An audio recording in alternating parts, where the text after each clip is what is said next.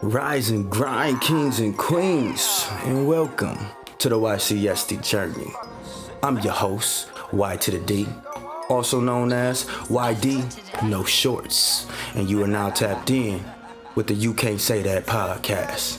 But here, we into saying shit like, fuck it, say it anyway. So strap in, let's take this journey together. Blessings, family. You can shut the hell up. Just shut the hell up. You can't say that. You can't say that. You can shut the fuck up. Just shut the fuck up. You can't say that. You can't say that. Welcome back, family. I hope y'all took care of y'all fucking business, man. You know how some of y'all is. I hope y'all took care of y'all business. Use the bathroom, refilled your drinks, rolled your blunts. Whatever it is that you indulge in, I hope you took care of it. Cause we back in effect. Just to catch y'all up, you know what I'm saying? I'm back here with Lasada Hunter. You know what I mean? A dope ass individual, unique individual, you know what I'm saying? I've known her for quite some time, and she's made it through some shit. She got to see some shit. She's traveled, she's well traveled, well experienced. And I wanted to bring her on to get her story heard, man, just to motivate and, you know what I'm saying, possibly, reveal some shit. So back to it. You were a cancer victim. I don't want to say victim because that makes it seem like it just took over you, like it overpowered you. What would you call it? Like a cancer what? Like you were just diagnosed or? I would say, I don't know. Let's say she was diagnosed with cancer and now she's cancer free. Right. Let's get into that. When did you first realize that something was wrong? Like something was going on? Like this is before you got your actual diagnostics. Before I got my actual diagnostics, I actually knew. I was laying in the bed. And it was like May of last year, maybe May. I'm trying to think. When is Mother's Day? That would be May, right? Around May, right? So it'd be around May of last year. I was in the bed and I lifted my arm up and I was like, I was just laying in the bed and I felt something. I was like, what in the world? And I was like, what is this? So I'm feeling and I was just making sure that it just wasn't something, just something I thought I wasn't feeling. I'm like, okay, is this it? Because, your breast is kind of like a tender spot. So, so yes, feeling, it is. A very very tender. This look is a very tender spot. So Sorry. I'll touch it and laying in the bed. It would be you. That's my go-to. That's my go-to spot. It would be you. So silly. But no. Back to what you said. You is so silly. Get Shut your up, bro. mind out the Shut up, gutter. bro. We gonna get something started in here, goddammit. So what you felt, a lump? So or? it was small at the time, so it was like a little spot, and I was like, okay. As I have surgery on my breast before, where I had a cyst, and they had went in and cut it out before, but it was the biopsy came back negative and everything, but it was a small little cyst. They went in and cut it out, and so had that happened, that was like when my little boy was maybe two, I had that happen. And so I'm just feeling around and just happened to feel, and I was like, oh my God, what's this? So when I noticed it, I was like, okay, I panicked because I know my mother, she passed away from breast cancer. She died at the age of 37 from breast cancer, and she had it for years. And I panicked because all I could do was think about her, and I didn't want to go through the same thing that she had went through because I seen her go through hard times. So I kind of just let's talk about that. Like like witnessing your mom going through it and being their child experiencing that. What was that like? What were some of the things you had to experience and had to endure? Like, you know what I mean? And during that, it was a hard thing having to go through as a child. My childhood was kind of stripped from me a lot. So because I had to take care of her, and a lot of times she wouldn't be around. So having a mother around, I didn't really get the whole motherly relationship is that I really wanted. Certain things that I had to learn on my own. I didn't know what a period was. When my period came on, I was actually with her, but she had just got diagnosed with cancer. So I was like 9 years old. And so at the time, she hadn't had the time to tell me things because she couldn't introduce me to certain things that I had to figure out, like, oh my God, I'm in the middle of McDonald's in Melbourne, Florida, and I'm literally in Melbourne, Florida. I'm never gonna forget this. And I go to the bathroom. I come running out the bathroom screaming in McDonald's lobby, and she's at the register ordering food, and I'm just crying because I didn't know what was going on because she hadn't told me this. What did you come out screaming? Listen, the reaction was, I'm scared, Mom. I was just screaming, Mom, something's wrong with me. That's all I could say was something was wrong with me. While still bleeding. Listen, blood was everywhere in the lobby. That's how I remember. Shit. I remember I had on a brand new outfit. Me and my cousin, Angel, we had these matching outfits. I thought I was fly, these little overalls. It was a black and white plaid pants. They kind of like, they were shorts, but they were the flare out shorts. They kind of looked like a dress, but they were kind of, I thought I was fly. I was fly. The squirts. And I had it tucked in with the overalls, and we had the matching shirt. Like, I thought I was fly. And I came out there, and it happened to be black and white. I said, oh my God. It was, place. I was so embarrassed. But my mom took me to the side, and she had a pad in her purse, and she said, go in the bathroom and put this in there. And I was like, what is this? So she really couldn't even tell me what it was, because she was like, it was like, caught her off guard. Yeah. So I'm like, just put it right there. I'm like, what you mean? So she said, just go put it in your panties, and telling me what to do, pulling me to the side. And I was like, looking at her like, what? Because I had no idea what a period was. I still didn't know what it was called. Yeah. She's just telling me what to do. So I know that probably fucked her up too. Yeah, it did, because trying to figure it out that way. And so when she was, like I said, I went through that, and certain things, like I said, when she was sick, I went through it with her, because I would go to a lot of cancer awareness meetings, and she would speak at a lot of conventions for breast cancer awareness. She got to meet, she made the newspaper. She got to meet Bill Clinton and everything, and made the paper for that. And they had this big write-up, and it said life goes on, and they had it on the front page of the paper, and had us on there, basically, she had 3 kids, and we were on the base, and basically telling her story, how she was diagnosed. And she didn't get diagnosed till a year after. They kept misdiagnosing her with for a whole year. So she had cancer and didn't come know. To find out for a whole fucking year, and they kept misdiagnosing they misdiagnosed her for like a year straight. They kept saying she had the flu. They kept sending her home. And just giving her medicine. That could have been the death of her. Right there. Like, right. You know what I mean? Right. So it got worse during that time, and they caught it. And like I said, she had to go undergo, like, treatment back then is so different than treatment now. It's so upgraded now to where you it's almost impossible to die during this, like right now, than it was back then. They didn't have the treatment. The way they did things is totally different. Hold on. All right.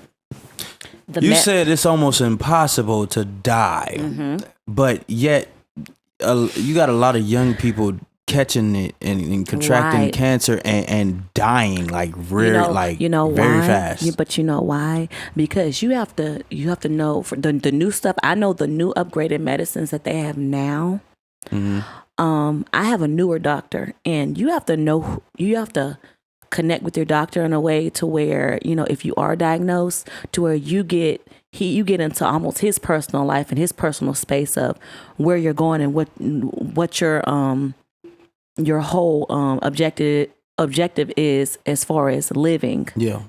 Because if you don't, let him see the way you feel and get all up in his space, almost like he's your family member. Yeah, hell and, yeah. You know, you have to do Hell that. And I got in his personal space where, you know, to where I looked at him, and when he diagnosed me, and I said, you know, I was like, you know, it was basically a look that it almost I'm gonna tell you this. It almost reminded me of a month before my mother died. The doctor came in the room and they basically said, I don't know what they told her, what terms they said, and I knew something was wrong because they gave her this look in whatever terms she looked at me. I went with her and I looked at her and I said, what's wrong? And we had just moved back here to South Carolina, and moved in with my grandparents. And I looked at her because I would go to most of her doctor's appointments if I could. I would go, and I went with her, rode with her, because she would have a hard time driving back because she would be so weak.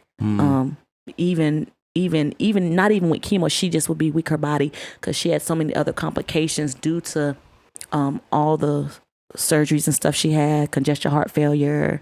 She died. It was just so many things that happened to her during that 8-year span of 8 years of her fighting cancer. And it was just one thing after another, like, but it reminded me when he came in the room, it reminded me of almost like what the doctor said to my mother, I'm gonna do whatever you can to keep you alive. And I just, you know, I kind of looked at him and frowned at him, you know, and I was like, it was like deja vu. And I was like, dang, this reminds me of when the doctors came in and told my mother what they said to her. Like, she was in dying mode. Like, there's only we can just do is keep you comfortable. That's what they told me. So the thoughts in your head when you got diagnosed, thoughts in your head was like, oh, okay, I'm about to die. Yeah. And at first, but then because when you know, and then at first he said stage 4 and stage 3. They said, well, you got stage 3. So I said, okay. That was before I came back, and they were discussing all the methods they're gonna do to try to, you know, as far as the chemo and everything they were gonna do, the process of how everything would go. And so the second time I went and seen them, the first time it wasn't as bad because I was like, stage 3, I'm cool, you know. But then when I went back that second time and they were like, your results came back, I didn't really understand. But he was like, it's metastatic stage 4. And I said, what? And he was like, I know it sounds bad, but I'm gonna do whatever I can to keep you alive. Okay, so for me and the family, I need you real quick. The stages, like, you know what I mean? The detriment of the stages. Like, what's really bad cancer, and like, what levels? Like, you got 3, you know what I'm saying? All 3, that 4. shit. You have 1, 2, 3, 4, and 5. What's the detriment? 4 is like detriment, almost like you're not gonna make it. Shit. It's like Okay. you're basically, it's nothing they can do. And that's when it's 5, they just give you a certain time span to live. Like, they may give you like a month or 2. It's nothing they can do at that point when it's stage 5. Stage 4 is kind of like the same thing, but it's like borderline death. Borderline, you're not gonna make it. So they give you they don't give you hardly any time to like really, we'll try to make you comfortable type stuff and try to see what we can do. Most of the time when you do have that diagnosis, they try to go in and they try to use medicines to shrink the spot. Sometimes they'll just go in and do surgery right away, depending on the extent of what of how bad it is. With me, when mine started getting bad, is when I started having pain on my right side. It started affecting my right side and my grasping things of me grabbing things, and I couldn't do that because the pain it was hitting a nerve. It was in my lymph nodes up underneath my armpit and right above like my bone, like right into my back chest wall. And so I forgot the centimeters of how big it was, but it was pretty big. I could feel pretty big. It was pretty big. And so when he diagnosed me, I knew it was big. It had grown from the time when from May all the way till October, it had grown. But I didn't go to the doctor because I was thinking about my children. My daughter didn't know how to drive at the time. She was kind of she had just got her finished driving school, had just got her permit and stuff.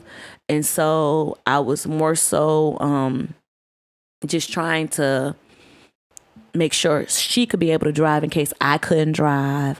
And I was really worried about that because all I had was my children. I was just thinking about them and somebody being there for me that could, in case of emergency, I could, I needed to go somewhere, that somebody could be a responsible driver. And I had nobody in the house. So that was a big concern for me, and to prep her for anything that might happen. My daughter is more responsible than my boys, of course. Yeah, women always mature faster than boys. And so she's more so that caring, nurturing person. And so I really had to talk to her about it, and because she was more understanding. My boys, Christian didn't really understand. Andre, he was upset, but and that's when we got into it. Remember I told you that time we got into it, and he left. He left when I first found out. He was gone. He just left because he thought I was trying to. He left because he was scared. Right. You failed to make mention of that when we was talking about it earlier. Right. He left because he was scared. I think he was so upset about everything because didn't go right with his father and this. So during this time, I think everything had been bottled up with that rolling over to what was going on with me, and I had to tell him, and it bothered him. So I think he was just upset.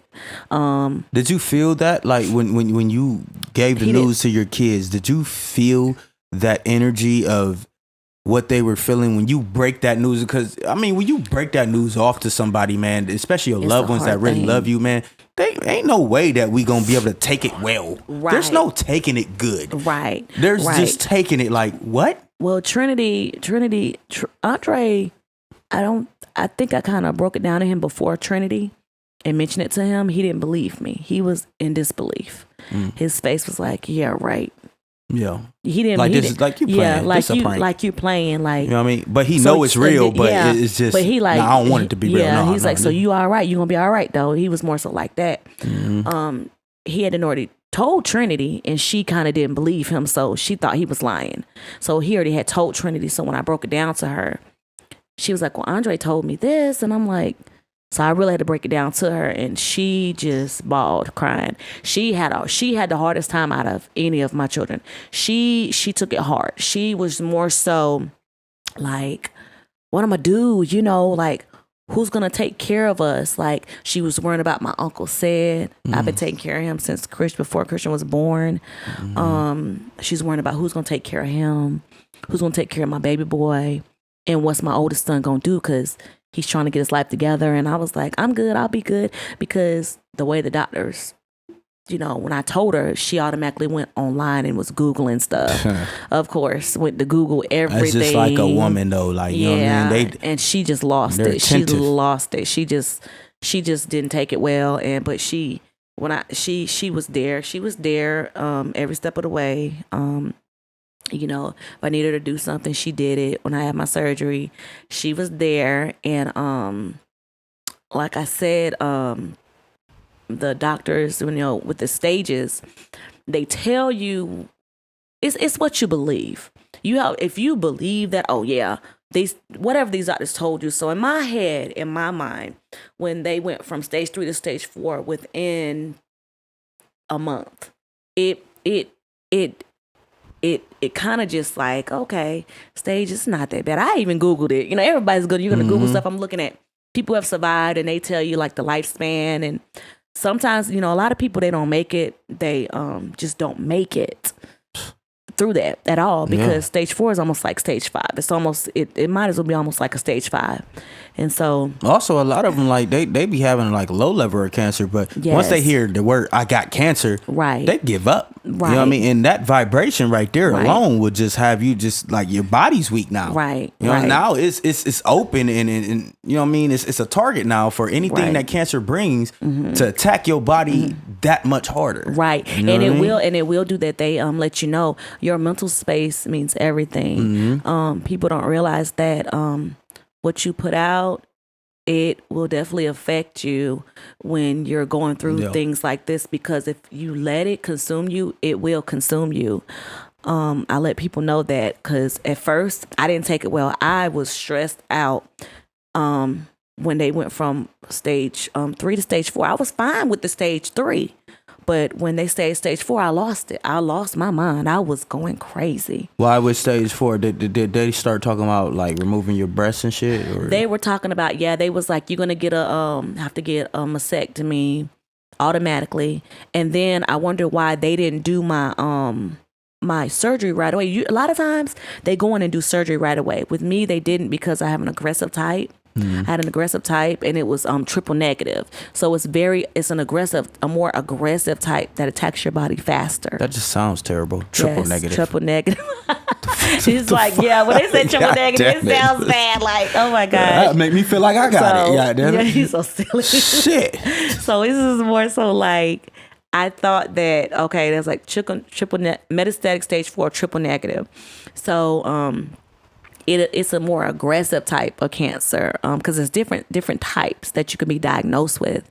And since mine was triple negative, it's a more aggressive type, so it automatically attacks your whole body, and it breaks your body down piece by piece by piece by piece. So let's tap into that. What were you experiencing physically when like stage 3 and stage 4, like period, you got diagnosed with cancer? Now you know you have cancer. Like, now that you know, like you said, your mind state plays a lot into it. Now that you know, your body is starting to react to it. Right. What were you experiencing physically having cancer? In the beginning or towards the whole thing? Period. Like from start, like make a long story short, like, you know what I mean? From start, I had my weight was really maintained in the beginning. I actually gained weight. Because a lot of people, when you go through cancer, you lose a lot of weight. Hell yeah. They told me, the doctors, when I went in there, they told me, you're going to get real skinny. You're going to be pooping all over the place. You're going to be throwing up. They told me all these things. Your fingernail beds. Is this with radiation or? I didn't even have, this is just chemo. This is chemo. I didn't chemo is ready. They incorporate radiation in it. You know what I mean? So this is with chemo. These are the effects of chemo. Yes, this is just the chemo, not radiation. So they were like, you're going to have all this and that. So they went in and they put this port, and I have a port. So my port, this is the port they put in, and it runs through a vein to my neck. It's running from a vein to my neck. Yeah. Ah, shit. So yeah, that scared the shit out of me just now. I ain't gonna lie, that scared the shit out of me. I have this, and then they just put it, and it runs through your veins, to your veins. I don't know how it works, but it's a port. It's called a port, and so basically. That being said, they did this first, and they was like, you're gonna start chemo like that next week. So I started right that next week after I got this. I started literally like that next week, and they told me when you first start your rounds, I was doing, I think the first set of chemo meds, I was on like 3-4 medicines at one time. Each time I went, I would have like the same medicine, 3 different chemo meds. And I will go every two weeks, if I believe. No, was it every 2 weeks? Every week. The first time, I would go every week, and I was going every week. But when they seen I wasn't having no side effects, like they was like, take this medicine, gave me nausea medicine, take this before you come. I didn't do any of that. I did not. I didn't do any of that. And I do natural products, so I just was like, I was already healthy, never had any health problems. So I was like, man, I'm not taking none of this medicine, putting this medicine in my body. I'm good. I'll do the chemo though. So when they were like, did you take your medicine? I was like, no, I didn't have any side effects at all. No throwing up. I didn't have no diarrhea. No upset stomach. I ate regular. I was just like normal, just like how I am now. I was just doing things. I ate everything that I could eat. Everything. So let me ask you real quick. Go back to that port. What the fuck is that? Like, What is that made of? Because what I just felt is some hard ass, like, what the fuck is that? To be honest, I never looked it up, but I heard to be honest, like I heard a lot of times they have malfunctions. Let me see. You can feel. Oh my God. Yeah. Is that a tube or something? It's like, well, it's like a little device, and in the little device it has like I guess they connect it to your vein, your artery in your neck, because it's running up my neck, because right here it's running up my neck right here, and you can feel it right there. Oh shit! Yeah. So it runs right. That's there. like a hard ass vein. Yeah, like and it runs up my vein. Damn. So like even sometimes if I go, it won't access because it's not getting no blood flow. So it's blood running. It runs. Do through you that feel like with your naturally daily functions? Do you feel it? Like rubbing against in your innards, or it doesn't do anything. So you forget it's there sometimes. Yeah, it doesn't even feel like it's there. I don't even know. I don't even know it's there. Like it doesn't feel like anything. That's crazy. It just feels like I'm just walking around without it. Like wow. I mean, I can't feel anything. So when a nigga kiss on your neck, goddamn, he gonna be in for a big ass surprise, goddamn. Listen, get to sucking on you. Can't what's feel wrong it. with this part right here? This ain't cooked enough. You can't even feel it. You can't feel it. You can't really feel it. Until you do a certain movement. Because I felt that. Yeah, like, you can see. You have to. That shit's strong. Right. You have to go looking for it. That is. Man, Queen, salute to you, man. It doesn't hurt or anything. A lot of people have them, not even with just cancers period, or either a lot of people even have them with dealing with any kind of disease, leukemia, just any kind of disease. A lot of people with low deficiency blood, they even can get them. So what is the purpose of it? It just basically it feeds you your medicine better, gets in your system faster, and it helps get in your system faster than them having to poke you every time you go. So instead of them having to poke me and find a vein, because I have so many treatments, I don't want them to be poking up my arm and I have all these marks right here, all these marks going up my arm, which I already do because I have to, before every chemo treatment, I have to get blood work done every time. If my blood work is not right, they will not let me receive any treatment. So I still am taking treatment. I still am. I'm still taking treatment. Do you have to take that for the rest of your life?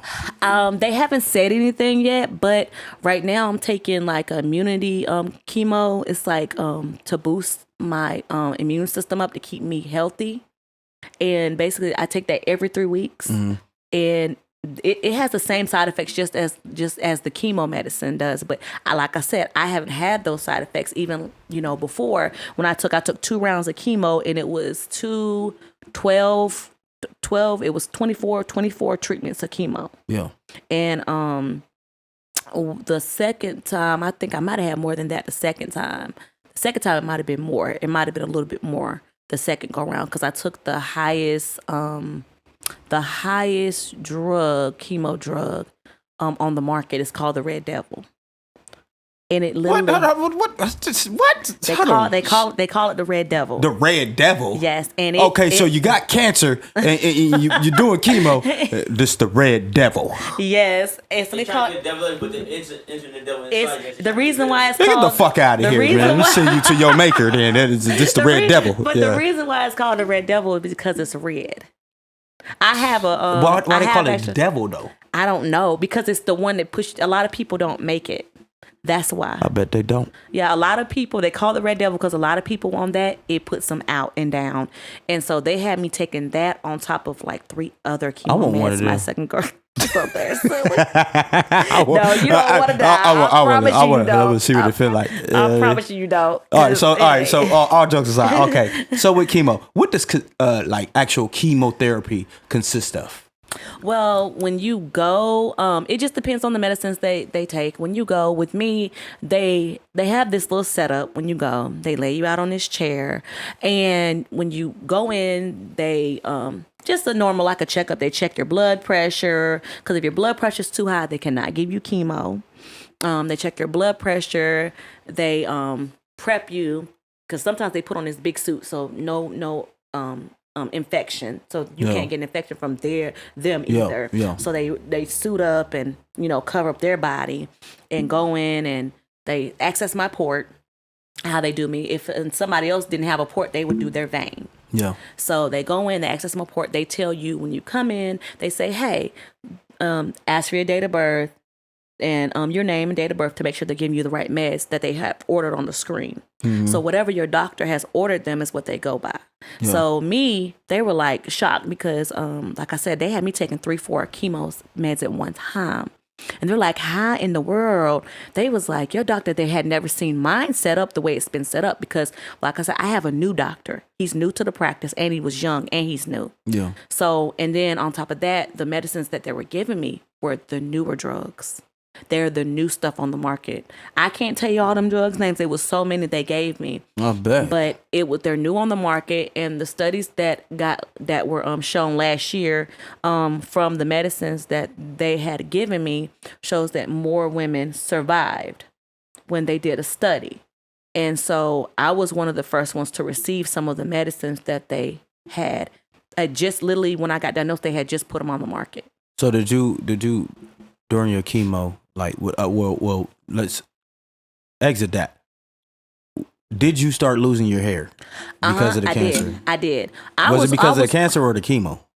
I think it was more so stress first because I was stressed out, and then they were already giving me like a little pre-meds, I guess. Pre-meds, and they have certain things that can happen to get me prepared, So my hair was like already, it goes fast. Like first treatment. It was already thinning or falling out? It felt, the first treatment, it was gone. My hair was gone. Damn. First treatment of chemo? Yeah, first treatment chemo, my hair was gone. Like people don't realize that it can go just like that. Because I have a young lady that I know I'm following on Facebook and she just got diagnosed. Hers fell out by the second treatment, hers was out. Hers was gone. Her hair was gone. What you think made it actually fall out? She was just combing her and it was just gone. Like, what do you think that honest, it killed off your hair, your cells, like, you know what I'm saying, that grows out your hair, your follicles, like, what do you think? I personally don't know, and I haven't really researched it, but a lot of people, that have cancer, it's a common thing. Yeah, and of course. It's a common thing, and I never really researched it and looked up each individual. Because it's no telling which medicine, because they gave me so much. Because like I said, when you do go, they do like this pre-treatment stuff before they start giving you those medicines. They give you Benadryl. They give you they may give you a pain medicine. They give you nausea. You know what I'm saying? They give you pre-meds before they even start the chemo, and it has to run through your veins before they even start that. For cancer? Yes. They're giving you Benadryl and shit? Yes, they give you Benadryl. Just in case you're allergic to cancer or this chemo. Yeah. It's more so like an allergic reaction. Yes, they give you Benadryl. So when your hair started falling out, I can. First of all, as a man, I just was combing it out, and I wear wigs anyway. It was just coming out when Listen, by the time I had a wig on, so when I went to wash my hair. Cause I went to wash my hair. Literally the hair was stuck to the wig, to the cap. I have a cap. I had a cap. So when I took the cap off, all my hair was on the cap, on the wig cap.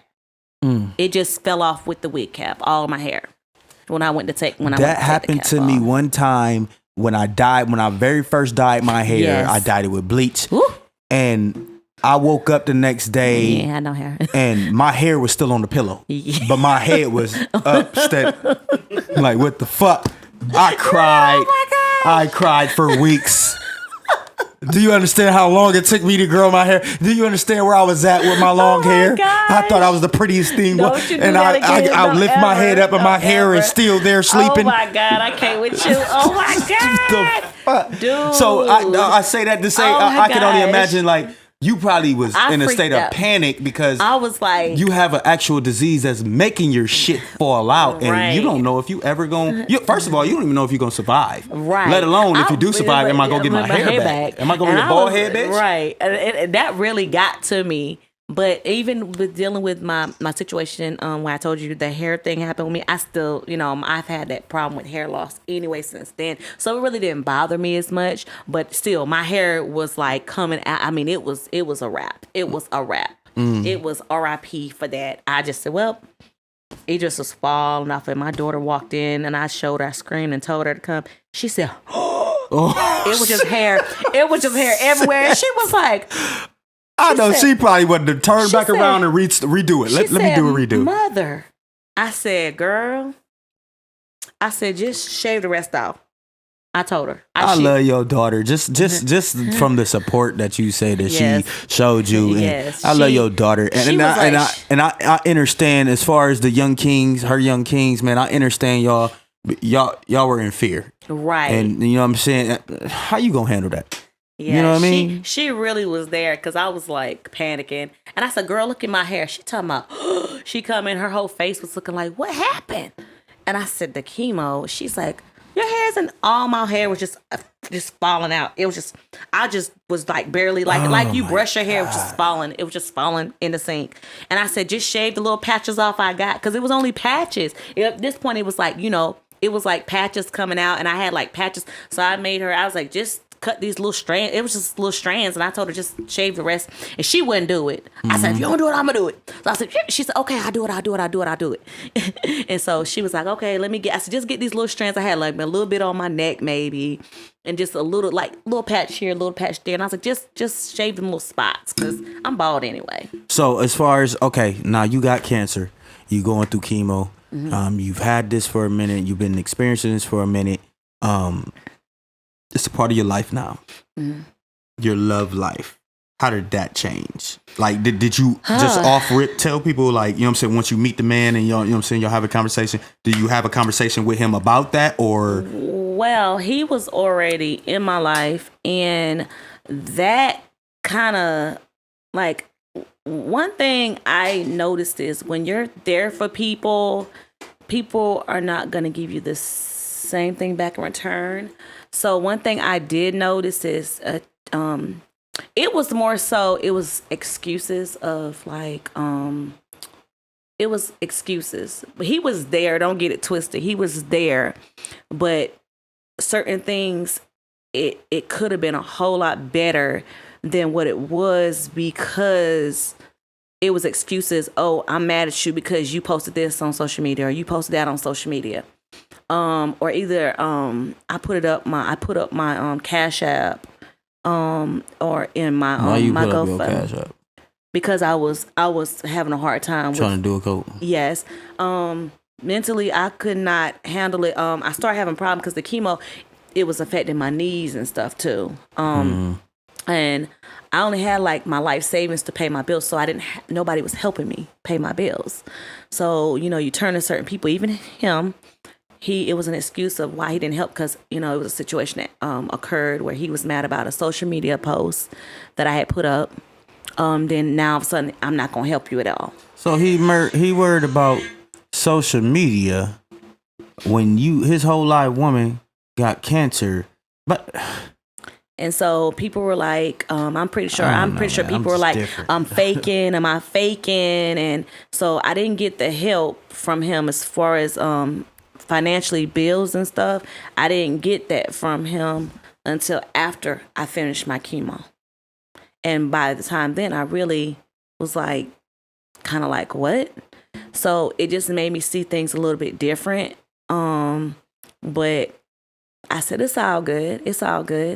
But I just seen stuff when it's not reciprocated back in return, on certain things. And even like I had help with certain, like I went to agencies a couple of times. I went to some agencies and got help, with my power bill and stuff. I had a, lady, elder of the church to help me with my cell phone bill. She still helped me to this day with my cell phone bill. They helped me with my cell phone to make sure my phone doesn't get cut off. Because that's one thing I have to have is my cell phone. There weren't other resources that you could have tapped out before doing GoFundMe. There weren't other resources that you could tap out to being a cancer patient. Like, you know what I mean? Like, I'm going to tell you, they say so much. These people out here, oh my gosh, just to get help. They gave me all these organizations. They want all this information like, information you ain't willing to give up. It's not even that. It's just they want you to go through too much just to get something. Yeah. And I'm like, I didn't think it would be this hard just to get help. Like, damn, I got a whole lot of cancer and I'm asking for help. Like, I'm asking for Mm-hmm. help, and they want this, they want, and then my medical records. Oh, we want this medical, this, you gotta get this. I had to pay $25 a pop each thing just to get like a paper, just a paper from them. It was $25. And I'm like, I don't have money to be spending just to get this. I have to spend money just to get something. And I didn't have it. I mean, it was times my bank account was in the negative. Yeah. And I can't even tell you. I can't even stress. And then to you, like, I didn't even know what to do because I was like, what I'm gonna do? My bank account is in a negative, But during Christmas last year, a lot of the people when I went live because I was so upset. People helped me out with Christmas for Christian and stuff, and people reached out and they helped. The school helped.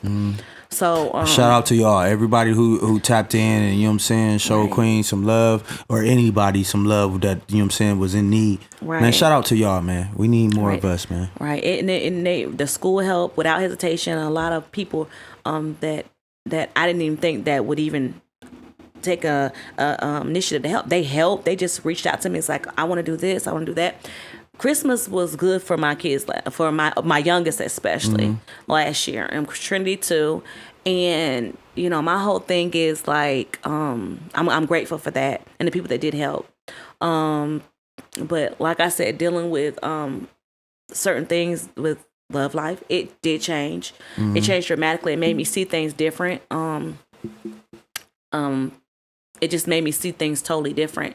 That love will not be reciprocated back in return a certain way. Yeah. You get to see who really fuck with you and really love you. I lost so many friends that I thought they were not my friends. People that did not reach out to me. They tried to reach back out to me and was like, oh, and I didn't even. You lost friends because you had cancer?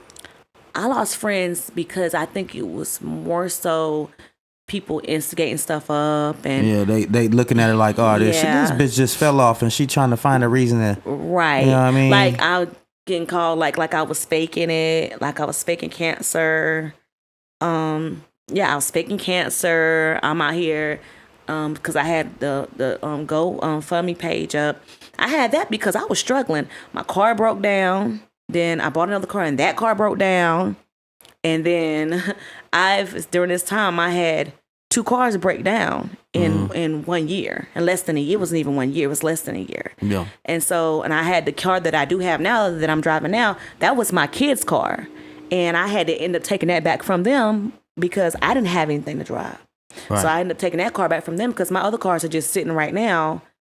They need to be fixed. I just don't have the money to get them fixed. Right. And now, in the process of everything, I'm just trying to worry about just trying to live and survive and make sure my bills are paid and taken care of, to make sure I'm not stressed out, because like you said, mentally, it will stress you out when you're worrying about everything else around you. And people don't realize that. Yeah. It will stress you out. You just see how who's there for you, who's not. A lot of my family was not there for me. But dude, let me ask you this.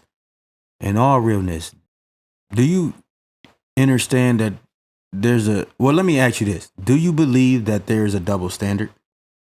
Now, I'm not talking about sex. I'm talking about race. Do you believe that there's a double standard? As far as you getting the care that you need, and a white woman, if it was a white woman, I think it would be. You know what I mean? You having to go through everything that you had to go through to get just a little bit of care that you got, and a white woman don't really have to raise a finger and she can get it. Well, I wouldn't say the double standards. I wouldn't say that. I would say that even with some black people, popularity plays a part. Yeah, it's about who you know. It's about who you know, right? You know it's about who you know, and I seen that with that. It's about who you know. But even then, them people, I mean, unless you got bread, you know what I'm saying, or you know somebody with that bread that love you enough to spend that bread, that money, you ain't getting that help. Gonna get it, yeah. You ain't getting that help. So that right there played a big part, and I think probably yes. I wouldn't think. How would I say? I think you probably it does play a part in it. I'm gonna say yes. It probably does. Race does. So you think you? So I think be honest. You think you got the same treatment that a poor white woman would have got? No. I think a poor white woman probably would have got better treatment even if she ain't no was problem. poor. She would have. She would have. There's statistics. There's facts. You know what I'm saying, that you can look up. Family, y'all can look up. Right. This is fact that a poor broke ass white woman, if she's diagnosed with the same exact cancer that she is, and she actually had her life together at a point, you know what I mean, when she had it, you know, she didn't get the help that she needed, but this white woman got all the help that she needed. Even if she didn't get all the help, she got the opportunities to get the help. To get it. You know what I mean? Right. That's what I meant by double standard. Like, you know what I mean? Like, right. When it comes to us, man, it is, and this is why I bring you onto the platform, because you are black. You are a melanated being. You know what I mean? And you're a queen. You know what I'm saying? And you beat it. Right. There's not a lot of people beating cancer, because just the sound of cancer makes them give up, and once you give up, your spirit gives up, and that cancer takes over. And then the stage I'm at is very rare, because I knew I started my chemo at the end of November. I knew by January I was already cured, and I already knew, because I already knew that. I can't tell you how I knew, but I knew deep down in my heart, because I had ended up getting sick along the way. I ended up being admitted in the hospital. I almost died. Sepsis. I almost died. Had got in my bloodstream. I had a urinary tract infection that was so bad it almost killed me. But these are things that you don't, you can't pick up on them until, like they said, like what the chemo does, any little thing that attacks your body, it can kill you. So like getting sick, that's why I have to be careful with being around people who are sick. Any like if my kids or anybody gets sick, I tell them they can't be around me. They coughing, I automatically go the other way. I have not been sick since this whole thing, except for that one time I got urinary UTI. I was in the hospital for like 3-4 days. They had to go in and I had an allergic reaction to some antibiotics too. Ended up having a reaction to antibiotics. And that was a biggie for me. And I was like, oh my God, I thought I was going to die. And so then, because it was like, they put it in my vein. Yeah. And it was burning me. It was burning my veins. Yeah. Like on fire. Like burning, like my whole body was on fire. On fire. And it was burning my veins so bad to a point where I was screaming when they were putting it, they were giving it through me through the IV. And as soon as they gave it to me, I was screaming. I said, I was like, take it out. They had to take the IV out because it was going through my veins, burning me up. Like I thought I was going to die from that. That shit wasn't meant to be in your body, Queen. I was like, no. I told them, no, I'm in the hospital. I was like, no. They was like, we're sorry. Does it hurt? I said, they was pushing it. I was like, no. Let me ask you this. Did you take the vaccine? Good. And that's what they're trying to figure out. They were trying to get me to get the vaccine. When I was getting all these tests ran, they were like, it was a black man I ran into. He was doing my which one was it? Not my thyroid. I think he was doing my liver scan. He was doing my liver scan on my liver, and it was a black man, and he was like, why you ain't get the vaccine? And because they were talking about it, I was like, I'm not getting that. And he was like, you better, he worked at the hospital, he's like, you better get the vaccine. I said, I'm not doing that. It's crazy how people that got the vaccine got sick. Majority of, literally 90% of people that took the vaccine got sick. 95%, 99.9% of the people who got flu shots and shit like that, they caught the fucking flu. And I don't get vaccinated for none of that stuff. And you know what it is? I have never. They put a little bit of the COVID, and they said it on the news. They put a little bit of the COVID into the vaccine. You know what I'm saying? Bro, no, first of all, there are certain things, as far as especially our people, melanated people, there are certain things that just don't belong in our body, and our body is going to reject. We have natural antibodies to fight off any man-made or any natural disease. We have those natural antibodies. You just have to take care of your body. That's all. You don't need a vaccine because, like you said, 99% of the motherfuckers who went and got the vaccine, they caught COVID, and it was worse than just catching it naturally. You know what I mean? Absolutely. Absolutely. Y'all better pay attention, man. I'm telling you, they Y'all better pay because they attention. were trying to figure out, like, I didn't have none of that. See, my daughter, Trinity, she ended up doing it. She had to get vaccinated. She got sick. She didn't catch COVID, but she caught something else. Then she turned around and caught the flu. She just had the flu recently. And I was like, that's crazy because she did have the vaccine. Yeah. She had she had to get the double step vaccine, the two-step vaccine, where she had to go back and get the second one. And she was like, Mother, you're not going to get vaccinated? I said, no. No, I'm not getting vaccinated. I'm not getting nothing. My little boy, I didn't get none of my kids. They never got flu shots, none of that. I never gave them anything, none of that stuff. The only thing my kids have had is just a little simple little allergies, sneezing, stuff like that up until this last time Trinity took the vaccine and she got the flu. And she's never had the flu or anything. She's had, little common like sinus colds, but never been sick to a point where none of my kids have never been sick like that. Never. She's the only one and she just got sick.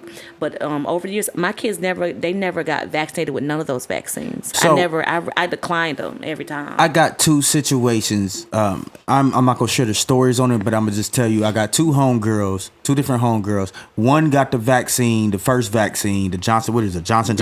I mean, she got the first vaccine and she grew a pigmentation on her vaginal area. Wow. 2 weeks after, she started growing this pigmentation. It looked so nasty and it smelled terrible. And this is a clean ass woman. It was fungus. And she could not, she had to rub this cream and man, they talk about, oh, we'll just take this cream and it'll take it down. Why the fuck she even got to go through that after because she wasn't doing none of this was happening before the vaccine. Y'all gave her the vaccine, y'all put that shit in her blood and her veins and shit, and now she just pop up with this pigmentation it's terrible. It looked like she could have died from that.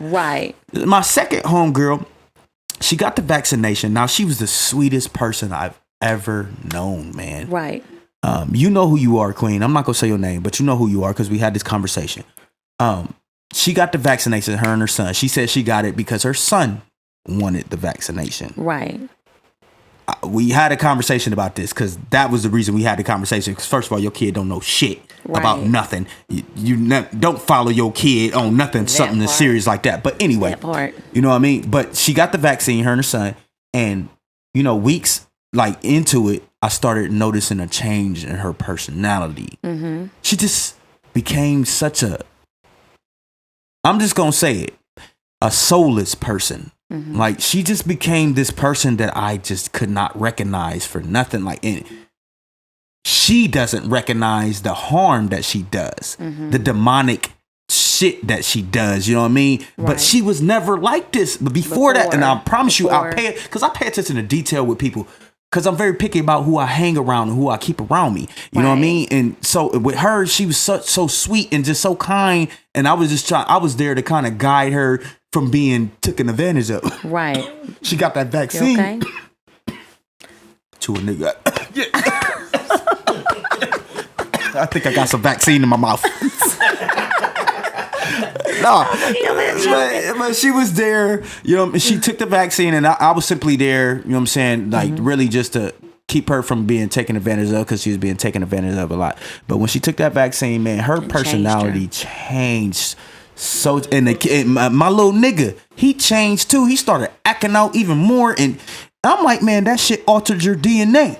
You know what I mean? And of course, they discredit people like me that speak out about that shit. And I actually do research on this shit. You know what I mean? I know what the fuck I'm talking about. That shit altered your DNA. And of course, she just, no, man, that's some conspiracy theorist shit. Nah, I'm just going through some shit right now. No, the fuck you not. I know a lot of people that it ruined them, especially their taste buds. They can't taste food. They especially the food, that's the most common thing I heard. Hey bro, excuse me, sorry, can you go grab the rest of that bottle out the car, please? All right. Especially their taste buds. Let me show you something. I'm sorry, Queen. Go ahead. I can edit all this out. All right, so this is to unlock the door.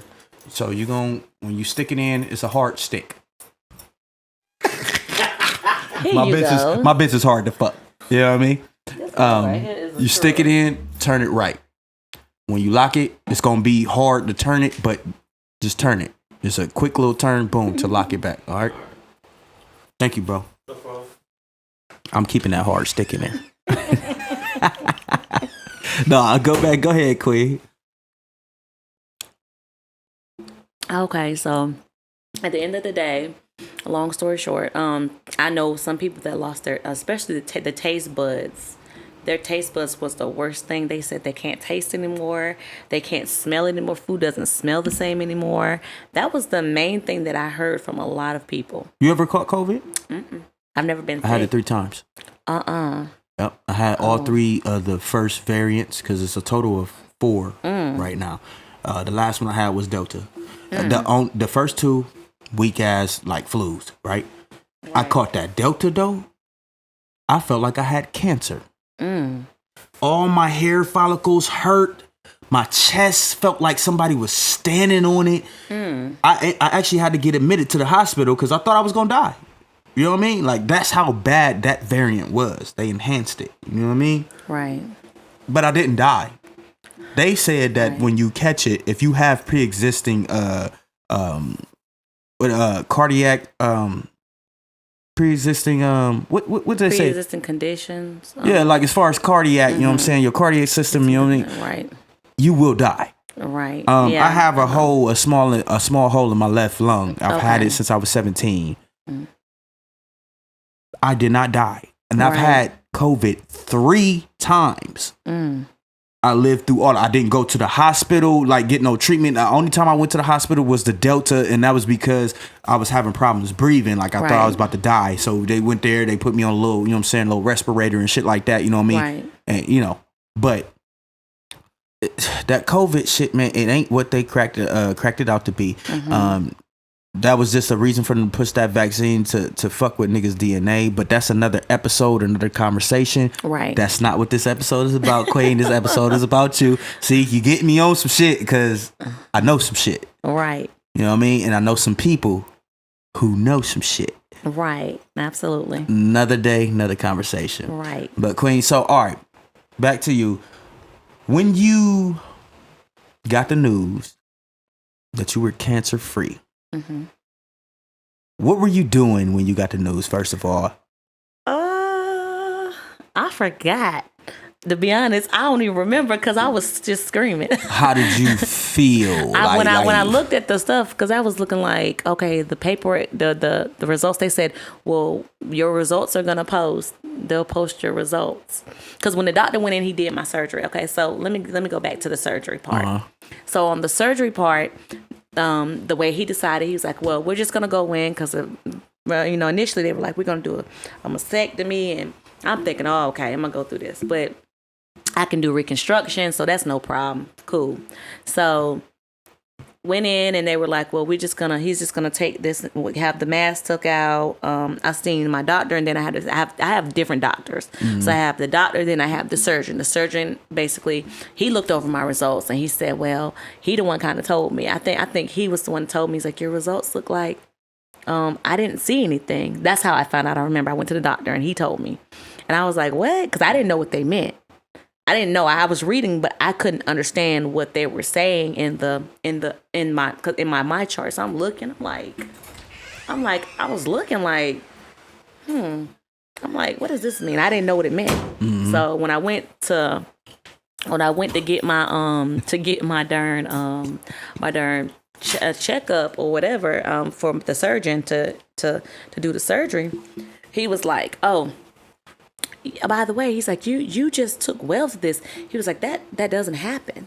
And I said, yeah. He was like, I can't. He's like, I'm gonna be honest, I went through your chart. I had to go through it and look again. And I said, for real? He's like, yeah. He was like, nothing. He's like, I don't see anything. And I said, you sure? He was like, yeah, so we can just do your surgery. So I was like, that would have had my heart pumping. So I was sitting there. I couldn't really scream in the doctor's office like I wanted to. Oh, I would have. I'm a nigga. I was like, okay. I was like this. I was rocking like, yeah. Oh, shit. What? Yo! I was just so happy. And I was like, and then I just left and I was like, okay. But then that's right after that. That's when the nurse called me. It's like, well, Shay. She's like, Shay, I just want to let you know your result comes back and everything looks good. She had told me. I said, yeah, I know the search up. She's like, well, I'm gonna just tell you we looked over everything and I finally got around to your chart. And she's like, everything looks good and you have nothing to worry about. And so I was just like happy And I started calling my best friends and telling all them. Yeah. And I was just like, I was just happy. I was just happy because they was like, at the end of the day, like usually when you have stage 4, they want you to go through all this process. Sometimes they do your surgery ahead of time and then do chemo and radiation. Mm-hmm. I declined radiation. After they told me, I heard radiation is what kill you off. Yeah, For real, it will. And I've seen people like on Facebook that I'm friends with that have this stage 3 or even stage 2 that had a mastectomy done, and they got them taking radiation, and their skin is like burnt up. Like, I'm not walking around no burnt skin. They said, oh my God, it hurts. Like, I see them posting but they're like, oh my God, this radiation hurt. And I already knew because my mother went through radiation, and I seen what it did to her skin. And it was ugly. It was ugly. Like, it made her skin so dark. It made her skin real, real dark. Mm-hmm. And that right there, I just remember that. That's one thing that stuck out with me with her was that. And yeah, they say radiation is the quickest way to get rid of it. Yes. You know what I mean? But radiation is the quickest way to die. And that's why I said, why should I have to take that? And I didn't went through my chemo treatments. And why should I take radiation? Well, we're going to refer you anyway. They did. And I went to the radiologist, and they were like, well, I would have to go every day for 6 weeks of radiation every day for 6 weeks. And I said, absolutely not. I'm not doing that. Then my doctor was like, well, next time when I went to see him next time, he was like, well, next time, if your cancer comes back, you're gonna have to do radiation. Next time. Hold on, what? They said next time. First of all, you gonna catch this again. Like it's gonna come back. We took this first one out. We gonna rebuke all but that. But we put a tumor in there that's gonna grow and develop. Right. So next time you come back, right, charge you more money and make your life more stressful, and you're gonna die the next time. But we're gonna tell you a bunch of sweet nothings. Right. That's why I said when they tell you certain things, that's why I be laughing at some of the things that they say, because I just laugh. I'm like, you know what, whatever. I beat this. And usually when they have cancer, before they even did surgery, my cancer was dissolved on my liver and my breast. Usually that doesn't happen. Usually it happens to where you still have some in still have spots. Yeah. Mine was completely gone. They can't find nothing at all. They couldn't find it on my breast. They couldn't find it on my liver. They said everything dissolved. They said, like, you really, like, my surgeon was like, you rock this treatment. He was like, and my regular doctor was like, you need to be a spokesperson because you're a walking testimony. He's like, he's like, they need to put you on the billboard of like, for breast cancer billboard. They was like, they need you, because he's like, he ain't never seen somebody, because even with the treatments, the chemo treatments, when the nurses was like, one time the treatments were strong, so they knew this. When he was giving me that, they said, oh, she'll be all right, she can handle it. I kid you not. That's how he literally told them that. He said you can handle it. And I said, really? He said, yeah. Although my body, I knew my iron was low. That's why they were denying me, because my iron was too low. And he said, she'll be all right, she can handle it. And listen, I walked out there like a G. Like I said, I didn't have any problems. No throwing up, no nothing. The only problems I did have was, it was towards the end of like my last treatment, my nail beds and stuff started turning colors. That's when my nail beds, like, they started turning black, and my skin, see how dark it is still? It's like got real dark. Pop one of them nails off so let me see if your shit came back. Nails off. You can pop the motherfuckers they off. They straight now. Let me see if your shit good. They straight now. Well, let me see one of your toes. Goddamn. I ain't taking my damn shoes. I want to see the proof. But anyway, is your shit still black or not? But what it does is it starts right here, and they said it'll grow out, so it has to grow out. But then it's the most majority of they didn't grow out now. But at the end of the day, that's the side effect of the medicines, your nail beds being black. Because I'm not used to having like no nothing wrong with my toenails. Like, I'm used to clear toenails.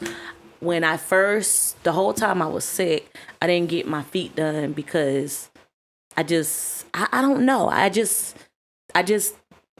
For some reason, you was fucking sick. Who the fuck worries about that? I just when didn't you worry. got Yeah, cancer? I didn't really worry about those things. I just painted my toenails myself and just went on about my business. I was so busy worrying about trying to stay alive that I didn't think about certain things. Like I got my nails done here and every now and again. I did just to make you feel just good. to make me feel good. I mean? I didn't care about my toes because usually I'm picky about my feet.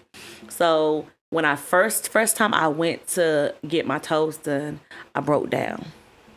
Because I hadn't seen my toes, you know, I hadn't really seen them. I was just polishing them and just because I didn't have the money to spend on getting my feet done. I didn't have the money. I didn't really have the money to get my nails and stuff done. So I just didn't even go and get certain things, do certain things. So I was like, I ain't got it. So my daughter had bought them little press-on, little stick-on nails. Yeah. I was sticking them little things on my toes and just going out the door. That's what I was doing. Little CVS nails. Yeah, you know what I'm saying? And so I did that. And so when I finally took them off, because they stayed on pretty good, and I actually seen my feet when I went to the nail place, I bust out crying at the nail place. I broke down because I'm not used to my toes, nails having discoloration. Like one girl that I seen, like she had pus coming out of her nails. No, I'm serious. I'm serious. Nasty. It's just nothing you can't do. The medicine causes like my nails. Like terrible. My nails was weak like that, and it causes like it just something. The medicines can do that stuff. So like I kept my feet. You know, lucky I kept my feet. You know, still clean and stuff. And I don't know what she did, but it was her fingernails for me. And her fingernails had pus. She had to take the nails off because the chemo had started making her nail beds. Because it happened with my mother too. I was telling you. No. My mom's nail beds. She had black spots all over her skin. Her tongue, my mother's tongue had black. Looked like a Dalmatian. Spots. I didn't get that. I just got, like I said, my skin got dark. Towards the end, my skin and around my ankles, like from here down, I got dark, and my feet, and it looked like my skin, like how my skin is kind of dried out still. Yeah. It dries your skin out. It makes your skin real dry and look real brittle. So it made my skin dry out a lot, and so that's another thing it does. It makes your skin look real dry.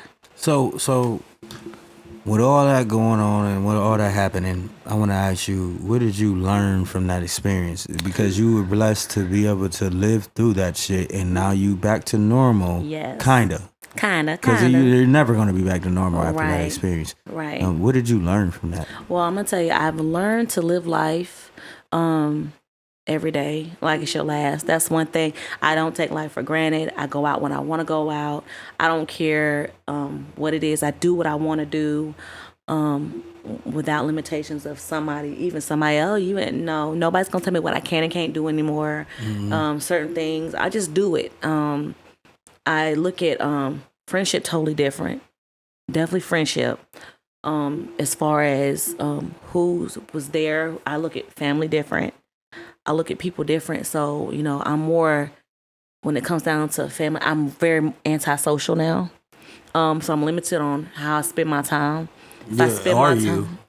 Are you? Yeah, you're a dick. Oh my gosh. You're a fucking dick. I am limited. I'll text this nigga, like, you know what I'm saying? And won't get a response till like the end of the day. I'll text her in the morning. Get a response. Like, you just been responding because we had this business venture right here set up. But he might be like, how you doing? You know what I mean? You like, good, yo, what's queen? going on, queen? You know what I mean? I'll never shit, let's go out to get something to eat or something. My intentions is not nothing other than I want to catch up with you. I know. I won't hear from this nigga 2 days later. I just seen this, man. I think I was probably busy or something. Listen, you are a dick. Oh my God, don't do me like that. Don't do me like that. You been doing me like that. Like, I thought we was cool. Man, like, listen, I'm gonna tell you straight up facts. Like, I started just really like trying to mentally get back to me. You know what I'm saying? Mm-hmm. It's one of them things, like, it's not intentionally done of how I respond to people. It's just mentally, my mind is still everywhere to this day. And sometimes I don't, I'm terrible. Listen, I'll tell y'all for the record, I'm terrible about responding to, I am terrible. And y'all won't forgive me. Listen, don't do me like that. I am terrible. Be real. And I have to apologize for that. But at the end You of the don't day, gotta apologize to me, though, no, I'm Queen. not. At the end of the day, I don't take it personal. Apologize to I don't take it everybody personal. if, you know, they I think felt it's a little dickish, but, you know, Oh my you can gosh. easily just be like, hey, nigga, listen. I do not respond to messages well on Facebook, Instagram. I'm terrible. Why but I ain't got your respond. number? We'll get that. You did have it, nigga. A long time ago. Ah, shit. This was over 8 years ago, my nigga. You talk about I had your number 8 years ago. You still got that same number?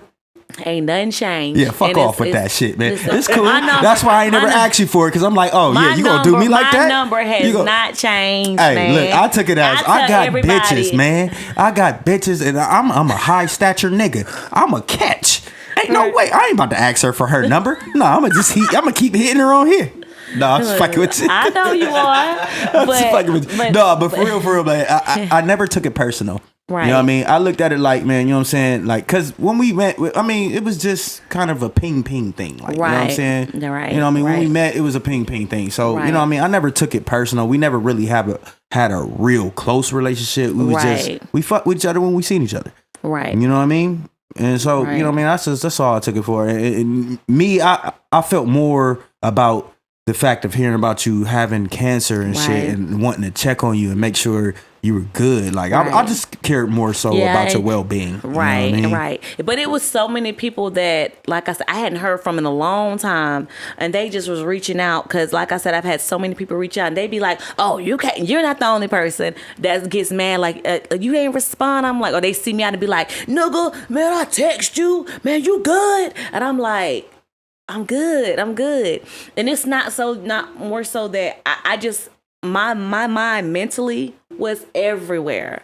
You have to understand that, like, it's a mental thing to go through. So I kind of shelter myself from people because I was like, I gotta go through this, man. I don't wish it on nobody, but I let people, go. That's why I posted on social media. If I went live with things that I was going through so people can get an idea that I'm good. You know what I'm saying? And I was like, I'm good. Trust me, I'm good. I like I said, I just wanted to get back to business as far as with my shop. Yeah. And everything, because I was in pop-up shops, I was doing pop-up shops and so much more. Right before that, I was just in the Rough Ends video and just certain things, and I was just so frustrated. You want to get back to normality. I want to get back to normal, like, to doing normal stuff. Stop being depressed and So it cancer victim. And, right. Yeah. Right. So it was just more so I was trying to focus like right now. I'm trying to get back to my business. It's so hard to get back because, I lost clients along the way, people who got, upset because I couldn't respond or I couldn't do their hair or certain things just I couldn't do it. I'm like, I can't. I'm sorry. Because, that chemo, it just made me very tired. It made me tired at times, but I would still get up and go out. My friend girls and them, they would be like, come on, Shay, you're not sitting in the house. We're going to get you out the house. Come on, let's go. My little boo, my boo thing, he took me for my birthday because I hadn't been nowhere. He took me to New Orleans for my birthday. So I was happy to go somewhere for my birthday. And it was my first time really going to, like, I've been places, but not like on a like trip with a dude, you know what I'm saying? I've never experienced that before because it's always me going with the kids. It's always me and the kids, or whatever, always doing something. So that was a very nice thing that I experienced. It was very touching for me to, for him to have done that out the kindness of his heart. It was very, very touching. And then, a lot of people were just like reaching out and showing love, when, like I said, when I'll be out, people would be like, you good? They'd be like, you want a drink? They'll buy me drinks, showing love, or just come up and people like me inspiring these young women because they're like, you still look the same. You still went through, although I gained a little weight. I mean, it wasn't bad weight, but, I gained a little 15 pounds, but, I was happy I gained some weight because I was smaller than this because I used to fitness train. So, that kind of put a hold on everything too, because my knees and my hands. That's why I couldn't really do hair because the chemo started affecting my hands and people don't understand it. And the tumor, because where it was hitting, remember I told you the grasping of my hands, I was dropping things. So people don't understand that. They looking at me like, oh, she's able-bodied to do something. You know what I'm saying? They looking at me like, oh, she don't look like nothing's wrong with her. Yeah. But that's not the case. You get what I'm saying? It was times plenty of days I woke up where my knee would hurt. My hands would be so bad to where I can't squeeze. I couldn't open up even simple as a soda bottle, a 12-ounce drink, soda bottle. I couldn't open up tops. I couldn't do none of that. Holding spoons and stuff. Even now I still have that problem. Did that make you feel less of a woman? It did, but I mean I kind of I didn't want it to, I didn't let it get to me, but you know, at the end of the day, it did get to me, but I tried not to let it get to me. Yeah, because I'm so used to being independent and taking care of my kids. It was the hardest way, like it was a struggle. And then, you know, you like, dang, people looking at me like I'm okay, but not knowing the effects that it had on me physically.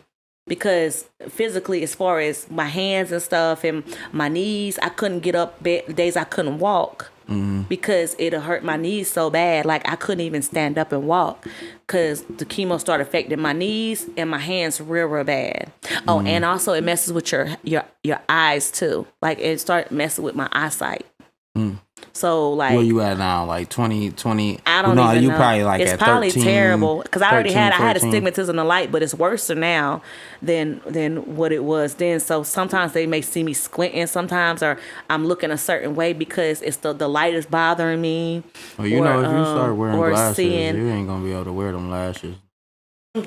I listen. I already discussed this with myself. Knock them fucking glasses clean the fuck off. I already tried. I'm wearing they're gonna give me clear contacts. I'm sorry. They're gonna give me some contacts. It's weird that I already came to a conclusion. Because your shit, every time you blink, I can feel the air. I can feel the air. Goddamn. You give me a break. I'm not hot at all. Every time you look at me, I'm good. I can go shorter. I can go shorter with my lashes. No, they look good, but I'm just saying that every time you look at me, I'm good. I don't know what y'all feeling, what temperature y'all at, but I'm good, nigga. Oh my God. Shit, I'm on the highway right now. Oh my goodness. This mug is crazy, y'all. I'm still picking up my lashes. Queen, on some real shit, man. You know, we laugh and joke about it, man, but it's a serious matter, man. And you know what I mean? You know, I never felt no type of way when you don't answer, and you know what I mean. I really just care about your well-being, and right. And when I first asked you, like this episode has been in the works way before I came to you with it. Right. You know what I mean. I was talking to my mom, so I'm like, yo. When I first, I'm like, yo, why don't you talk to her and tell her to come on my platform, man? I want to talk to her and get her story out there. You know what I'm saying? First of all, I'm pro-black. You know what I mean, and the respect for my kings and my queens is unmatched. You know what I mean? Because we are so much stronger than what the masses make us look like. You know what I mean? They make us look like we lazy ass bums and we inferior, and you know what I'm saying? Right. But y'all have no fucking idea what it's like to be pigmented. I mean, not pigmented, but melanated. You know what I mean? We got to wake up like this. This is something that you cannot learn. This is not something that you can just pick up and buy in a store. Bro, we born with this. You know what I mean? Right. So when we have, you know what I'm saying, like serious issues like cancer and HIV and shit like that, bro, we don't get the treatment that y'all get. And I'm talking to you Caucasian motherfuckers. This is not a biased platform, but I'm just being honest. It's totally different. Bro, it's different for us. Just us waking up and walking outside the house, my nigga, it's not promised that we coming back home. Right. You know what I mean? He got caught pneumonia, now he hospitalized. Period. Right. And they treat you different when you go in the ER too. I'm gonna tell you straight up, they do. They treat you totally different. They treat you totally different when you go to the ER. I remember when I got hospitalized that time, y'all, they had me at Sparma Regional. They had me off in this area like it was crazy. Like the overstock. They made you feel like overstock. They booted me to the side like where the vending machines are out on a stretcher. Just hold on. I know you dying. Just hold on. Like, yeah, like I had been there for hours. You know where I go? Mary Black. Oh, well, see, I told them to take me to Mary Black because they had to hurry up and rush me. But that's why I told them, take me to Mary Black. That's where they end up taking me anyway. They had to transfer me to Mary Black. And I wish they should have took me there in the first place when I asked them to do it, because they didn't even treat me at Spummer Regional correctly. Because I went there, I have the video. I said, look at this. I showed the video where they had me. They had me because they talking about, well, it's COVID. People was like responding on my live. Was like, well, it's COVID patients and all this other stuff. I was like, so it doesn't matter if it's COVID or not. They got me off. They had me in this back room where, like, off in the cut where it was a break room. They had me in a break room. Shit. They had me in a break room. Niggas in there making coffee and shit. Yeah, they was walking in. It shit? was people in there with coffee, drinking coffee. The vending machine. It was a locker room. They were getting their stuff out the lockers. They had me on a stretcher with my IVs right there, off to the side, and I felt some type of way. I did, because I was like, they could have done better than this. Like, you got me sitting back here, like, talking about they don't have no room. You got to just put you off to the side. No, you should have had this ambulance come get me. You should have just took me to Mary Black in the first place. Well, you know what, bro? Y'all want to know where I go when I'm really ill or fucked up? I go to the ancestors. I ain't been to a hospital in over probably 16, 18 years. But you got diagnosed with COVID. Anything. I got diagnosed with COVID because I went and took a COVID test. Why did you have to take it? I mean, just because I felt like I knew something was wrong with my body. I know my body more than any white man or any, you know what I'm saying, body who's a trained professional can tell me. I know. Yeah, I know exactly how I caught it. Every time. Every time. I knew exactly how I caught it. Right. And that was my choice to be around that situation to catch it. You know what I mean? But because I was hot-headed, like, you know what I'm saying? Man, this COVID shit ain't shit, man. It's a weak-ass flu, man. You know what I mean? Woo-de-woo. And that's why I caught it, because I was around people who had it. You know what I mean? Woo-de-woo. But not once did I go to the only time I went to, like I said, when I went to the hospital is because, and that was because the poly relationship I was in, they wasn't having it. They saw how I was fucked up and they forced me to go to the hospital. It wasn't my choice. I don't go to hospitals, bro, because doctors aren't what they used to be. A lot of motherfuckers just there for a check now. You know what I mean? They don't care about their patients. You know, doctors back in the day, man, they would call your house. They'll pull up to your house just to check on their patient. Like, hey, how are you doing? I haven't saw you in there like a couple of days. Like, what are you doing? Now, man, they don't even give you a call. They don't even send you a goddamn letter. The only letter that you get in the mail from the hospital is a fucking bill, my nigga. I was going to say it's a bill. Get a fucking bill, man. Right. You know what I mean? But that's another conversation for another time. Right. Family, I need y'all to pay attention to what's going on. You know what I mean? Queen, thank you for coming on to this platform and sharing your story. I got a 2-for-1 out of you. Yes, you did. I guess I owe you. Yes, you do. We'll talk about the terms later on down the line. But goddamn, overall, man, all jokes aside, man, I love you for doing this. Thank you. You know I love you too. I love you for fighting and being strong and standing on, you know what I'm saying, who you are, man. Because like I said, man, I bring you on this platform to motivate and you know what I'm saying, inspire people, man. Because I know so many people who have caught this shit, you know what I'm saying, old or young, and they just died off. Right. And I beat it. I'm telling you, anybody out there that's going through something, just don't give up. You have to fight through stuff. Just believe that mentally that you can get through it. That's the main thing, is the mental part. And all I can say is don't give up, because I didn't give up. I promise you guys, the way I look is not what I've been through. And I promise you guys, I've seen people same stage as me and they look like skeletons. They look bad. And they're in terrible situations. Hey, I'm gonna add to that. Some are in stage 3. So I definitely know. I'm gonna add to that and say we do it the best. Yes. You know what I'm saying? We do it the best. We make it look the best. We make it feel the best. We make it look easy, but it ain't. Right. 100. It's really not. 100. So it's really not. Before we end this this episode, you are a businesswoman. She is a businesswoman. She's a business owner.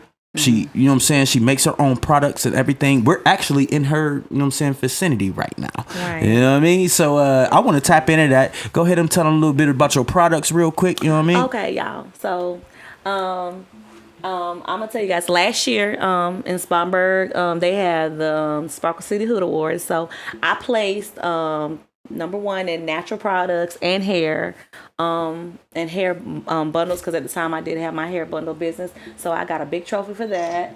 And so actually it was this year in 2022. Actually, it was this year. So I also sell natural products. I have beard oils. I make all these natural. All you niggas with the fake beards, knock it off. This will get you a real beard, I have nigga. turmeric soap. This is turmeric soap. This is a honey turmeric soap with oatmeal. Let me smell that, because I can smell it with that little breeze. Well, it just smells like a fresh, it's a natural smell. What is this made from? This is turmeric and oatmeal, honey. You made it, or? Yes, I made these. I make these. These are my made soaps. These are my handmade. You do deliveries? Yeah. Oh, yeah, this is my coffee soap. Nah, this is coffee. This is for elasticity of skin to keep a youthful look. That's my coffee. It's made soap. out of coffee? Yeah. Wow. It's coffee. It don't smell like coffee. Huh? Just a bit. You know what I mean? Let y'all know what this smell. It don't smell like coffee. Right. So when you wash your ass with this, your nuts ain't gonna be like coffee. It might be a shot of espresso when you though. first make it, it does smell like coffee because it has to cure. These take 6 to 8 weeks to cure when you make these soaps. So I can't just give them out. When you make them, it's just like, oh, here you go. Right. No, it doesn't work like that. So this is my cocoa balm soap, and then this is my Himalayan salt. This is the Himalayan salt. This is for like pH balance. More so for women? No, men too. Oh, well, you saying like pH balance? pH, no, your skin to clean. Yeah, These are cleaning your face. Oh, that's for your face. Yes. Yes. See. So you said, ooh, that smell. Yeah, it has decent. like a citrus smell. So this is like pH balance. So it has different. Of course, like I said, the soap. I mean, salt. This all natural. All these are all natural.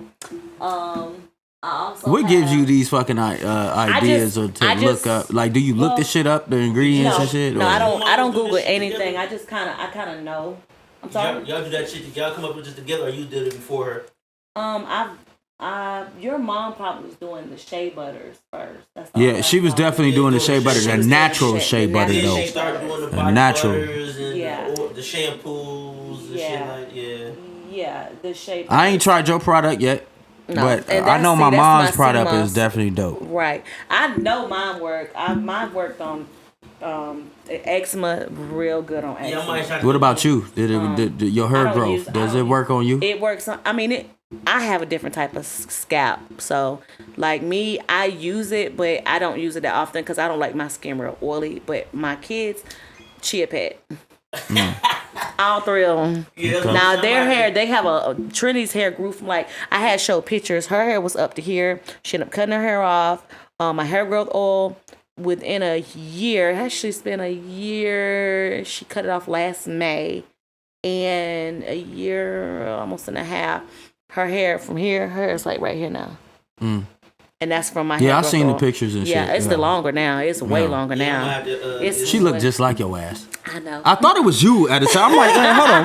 You go from cancer to this? What the fuck is this? What's going on? And this is my detox tea. This is made from herbs. Yeah. So basically, because what I'm going through right now, you know what I'm saying, is fucking with my stomach. I gotta get more. They said it was fucking. What's the shit called? A hernia. Hernia? Well, your girl was telling me about that yesterday. You need to have surgery done. Yeah, but I went to they referred me, and the doctor I went to, Dr. Durbovich, whatever, he said it wasn't a hernia. It said it could be from me still being backed up and not having to use the bathroom a few weeks out. When last time you had a bowel movement? Right. Yesterday. Okay, so but do you do it regular? Like, how many bowel movements do you have on a regular? Depends. Like a week. A week. One. That's not good. No, depends, because they gave me this shit called, they gave me like a Metamucil. Yeah, it's like Clearlax, and then I gotta take the Duplex afterwards. No, bro, that's not normal. That's not normal. You need to get your intestines and stuff checked, because this shit probably backed up like the fuck, you need to bro. make sure make sure you don't have hernia, because some doctors will tell you that, and they don't. Sometimes they can't see. They can't just see. Did you get an ultrasound? See, that's what you need to do, because they can see more. Them just telling you stuff, that's not gonna fly. They just telling you, they giving you a guesstimate. They put a Band-Aid on it. They giving you a guesstimate. That stuff is dangerous because I know somebody right now dealing with it, and I'm gonna tell you right now, it's dangerous. So I had to take my grandma had emergency surgery because she couldn't go to the bathroom like that. And when they did hers, they had to do emergency surgery because she couldn't use the bathroom on a regular. And her hernia, what happened was it had been twisted and knotted up. Yeah, because like when it happened, I couldn't use the bathroom. Then it's like all here. Yeah. At first, I tried. My mom said warm salt water. Right. You did the Himalayan salt detox. That shit I have you going. Look. You use Himalayan salt and water and just drink a lot of water behind it. You'll be going to the bathroom like hell. For now, an affordable and easy way to deal with that. It's natural. Drink some beet juice and or drink apple juice and shit like that. All that shit makes you like it goes through your system and naturally. And you can mix it. You can mix it too. And even vinegar too. Mix the vinegar. But you got to get the real one, Bragg's. Don't get that. There's a different. Don't get that imitation vinegar. You have to get real vinegar. Because I was eating vegetables, fruit, drinking that clear act with the Ducalex. You know what I'm saying? Right. So it's like it's working now. Right. But I'll release gas, then I'll go to the bathroom. Right. Well, you always been releasing gas. But no, what I'm saying is like. I depend on how I feel when I want to take the medicine. I might take it at night, so in the morning I'll be able to go. Right. Or I take it right after I eat. Depending on what breakfast. Depends on your day. Bro, I'm gonna tell you right now, bro. And I've been telling you this for years. I don't want to force my diet on to people. You know what I mean? But you know, you love to eat, right? I love to eat. Difference between me and you is I don't gain no goddamn weight. Your metabolism's you know what higher. I mean? Because of what I eat, though. And his metabolism. Yeah, metabolism. You know what I'm saying? But my diet is different. I don't eat red meats. I don't eat pork. I don't eat turkey. I'm trying to knock off chicken. You know what I mean? I'm trying to convert it into a pescatarian, and then eventually I'll convert it into like vegetarian and shit like that. But that's later on down the line. Right now, I need protein. You know what I'm saying? See, that's what I was. I was like, before I had got diagnosed, I was like really, I didn't eat no meats at all. All I ate was, I ate shrimp sometimes, but I was really like, it was nothing but fish for me. I didn't eat no meats at all, no chicken, no nothing. So that's why I was slim too. I was slim. So that it has a bit effect. But when I got sick, I had to put some meat in my diet because I would have passed the hell out going to some of these. So I started putting like chicken back. I don't eat pork and stuff. I don't eat pork and nothing like that. But I don't eat pork. Yeah, but I don't eat pork. But I do eat chicken, shrimp, turkeys, and shrimp and shit. Right. I hardly eat turkey either. Well, turkey is actually more healthy than chicken. Yeah, honestly. Ground turkey. You know what I mean? Yeah. Chicken is a made up animal. I eat ground turkey. Shrimp. No, for real. You ain't never heard of no wild chicken. No. Turkey sausage, turkey bacon. Right. I eat a lot of turkey. Burgers, right. I switched from the white bread to the wheat bread. Right. But see, I don't eat a lot of bread. Yeah, I don't eat a lot of bread. Oh, and nowadays, also, so I like I'm gonna bread, tell you also bread. what they did was why I got they gave me them damn steroids. That's why I got gained weight too. They was giving me steroids. Every time chemo hit. Make you they give even now they're still giving me steroids, but I'm about to talk to them about it because I don't want to. Yeah, get the fuck off of them. I have gained I'm trying to lose weight. You know them them steroids is killing off all your antibodies. Yeah, they put it. What they do is they put it in in your IV. And I don't like steroids, and that's another thing I'm gonna talk to them about when I go back is the steroids. I don't want no steroids because that's why it's kept me keeping weight. But I got a surgery coming up though. My surgery be coming up. I see the doctor in a couple weeks, so I gotta have surgery on this. They're gonna do reconstruction on my breast. That little part, it's like a little bitty part that's like at the bottom. It looked like a little dent, like where they took the tissue out. So it like goes in a little bit. I mean, you can't even really tell unless you're really looking at it. But they're supposed to do reconstruction coming up, so I'm ready for that. Get it over and done with. Hell yeah. I'm ready. You got plastic tubes in you and shit. Yeah. I mean, they ain't taking this out no time soon because I won't finish. They'll probably never take it out. Yeah, they will. They will eventually. But if anything comes back up, they're going to put it right back in.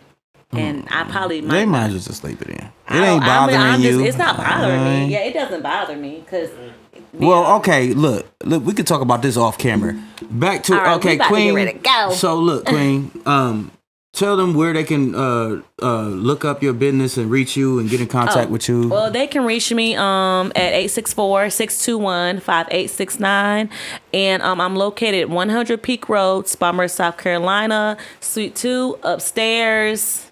And that's what it is. Tell me your name one more time. Lashata Hunter. Queen. Oh, and I said Spartanburg, South Carolina. It'll be Roebuck, South Carolina, because if you look up Spartanburg, it'll take this is like 20 minutes away from where the fuck I was at. Yeah, it'll take you somewhere else if you put in Spartanburg on your GPS. So you have to put in Roebuck, South Carolina. All right, so family, thank y'all for tuning in to this journey, man. Another journey, goddamn, conquered. This is YCSD. You Can't Say That podcast, but here we say, fuck it, say it anyway. Hey, remember to keep it beautiful. Blessings, family. Bye.